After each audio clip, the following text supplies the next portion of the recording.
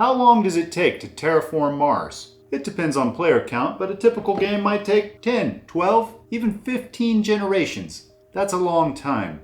If you are hiring a bunch of companies to terraform Mars, you'd want them to get it done as quickly and cheaply as possible. You'd want them to create a beautiful, pristine planet that your great-grandchildren could call home. There's just gotta be a faster way to get this thing done.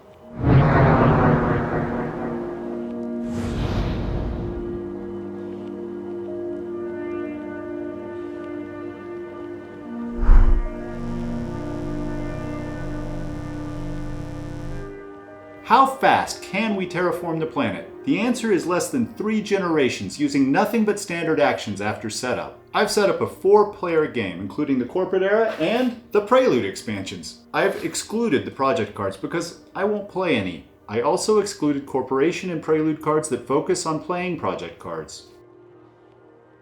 Of course, I'm not suggesting that any real game would proceed in exactly this way. Real players would take the time to score milestones and awards. They would build a few more cities to score more points. And even the fastest of players would find a few project cards they wanted to play.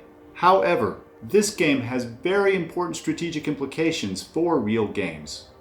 First off, if a couple players start trying to close out the game using standard actions, they might win before you even get started. It's particularly true in 4 and 5 player games. Secondly, don't underestimate the humble standard action. The standard actions are quick and immediate. They let you do exactly what you want to do right now. Further, the 3 primary standard actions give you Terraform rating, which increases your income. In the next round, you can use that income to buy even more Terraform rating, and the magic of compound interest kicks in. Finally, be careful of non-monetary income. If your game is moving quickly, even Ecoline's plant income might come in second to a player who simply buys greenery tiles with the standard action. There's a genuine tension between playing fast using standard actions and playing slow using the project cards. The project cards are more economically efficient and they synergize with one another, but you are a slave to whatever they happen to do.